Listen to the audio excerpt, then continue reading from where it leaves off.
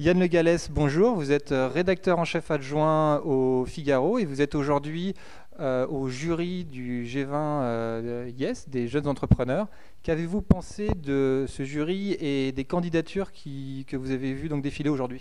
Écoutez, moi, ce qui m'a frappé, c'est la diversité du jury déjà, qui était une bonne chose parce qu'elle montre bien, elle reflète bien la diversité des candidatures que nous avons examinées. Il y avait des hommes, des femmes, des gens plus ou moins jeunes, des gens dans des secteurs de l'Internet, des gens dans l'industrie, des gens dans les services, des gens de Bretagne ou du Sud. Donc moi, ce qui m'a frappé, c'était le côté très, je dirais, diversité.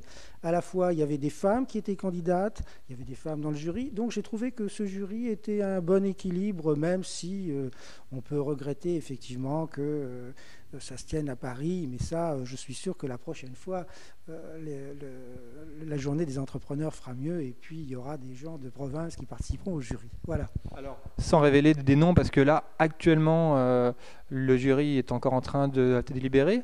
Est-ce qu'il y a des points sur des candidats, des choses que vous avez vues passer qui vous ont interloqué, remué?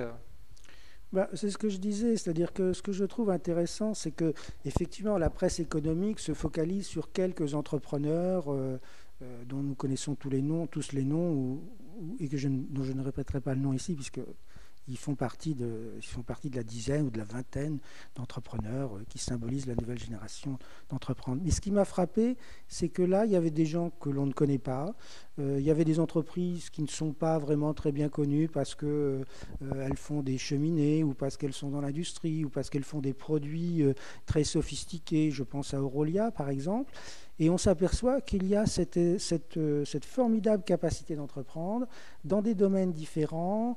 Il y a des gens à Angers qui font des choses, il y a des gens à Lyon, il y a des gens dans le Nord qui font dans les services.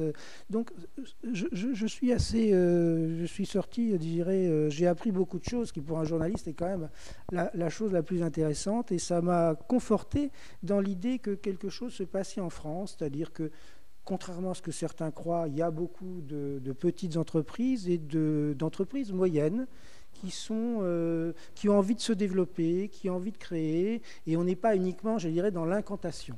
Voilà. Alors, plus globalement, concernant ce G20 Yes, vous en attendez quoi? Ben, moi, ce que j'en attends, je dirais, c'est simple. Actuellement, nous sommes dans une tendance très favorable à l'entreprise et à l'entrepreneuriat en France. Euh, Tous les hommes politiques, qu'ils soient de droite, de gauche, encouragent la création d'entreprises, sont tous conscients que l'avenir de ce pays passera par la création de structures de PME ou de petites entreprises en nom des PME et des PME plus grosses. Et donc je pense que le G20 IS peut être l'occasion de montrer très concrètement ce que font des entrepreneurs en France, parce que je crois que c'est ça le plus difficile et le défi à relever pour ce G20 IS.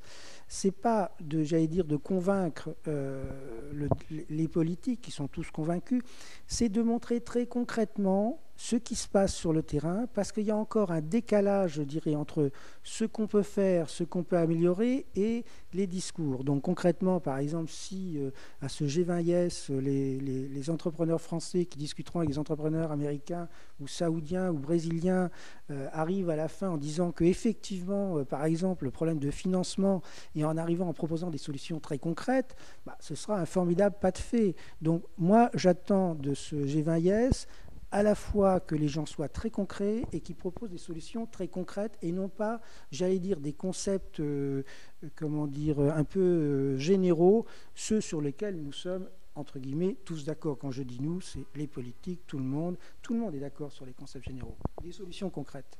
Dernière question.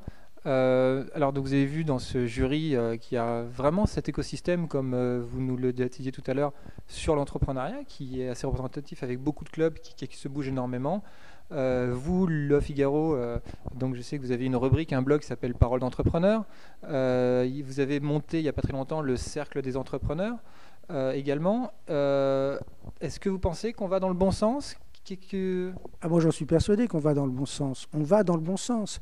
Et on voit bien depuis quelques années, j'allais dire depuis le Figaro fait des efforts, bien entendu, nous couvrons de mieux en mieux le monde des entrepreneurs, mais on voit bien que la société française est en train de se débloquer. Si on prend l'exemple de la création de l'auto-entrepreneur, quand on voit la création de l'ISF-PME, on voit bien qu'il y a un certain nombre de déblocages, à la fois, je dirais, sociétaux, avec l'auto-entrepreneur. C'est quoi l'auto-entrepreneur? C'est la volonté de prendre en main soi-même son destin. L'ISF-PME, c'est la volonté d'encourager l'entreprise en lui mettant à la disposition des capitaux. Il y a encore beaucoup de progrès à faire, c'est ce que je disais, mais on voit bien que ça change. Et moi, je pense que si dans les 5 prochaines années, un certain nombre de décisions sont prises et très concrètes, je pense qu'en 2015, la France de 2015 ne ressemblera pas du tout à la France de 2005. J'en suis intimement persuadé. Mais ce qu'il faut, c'est que ce soit très concret. Ça peut prendre un peu de temps, c'est pas très grave que ça prenne 6 mois, 1 an de plus pour certaines décisions, mais moi je pense qu'il y a une tendance de fond et surtout je constate qu'il y a une volonté des Français, que ce soit des gens jeunes ou des gens de 40 ans ou des gens de 50 ans, de prendre en main leur destin, de créer de la richesse et de comprendre que la richesse, ça se crée par l'emploi, par l'entreprise, etc. Donc nous sommes dans une tendance bonne, je dirais. Voilà. Yann Le Gallès, rédacteur en chef adjoint au Figaro et membre du jury aujourd'hui du G20 des jeunes entrepreneurs, je vous remercie. Et pour une fois, en plus de vous lire régulièrement, on va pouvoir vous voir sur le Figaro. Merci beaucoup. Merci beaucoup.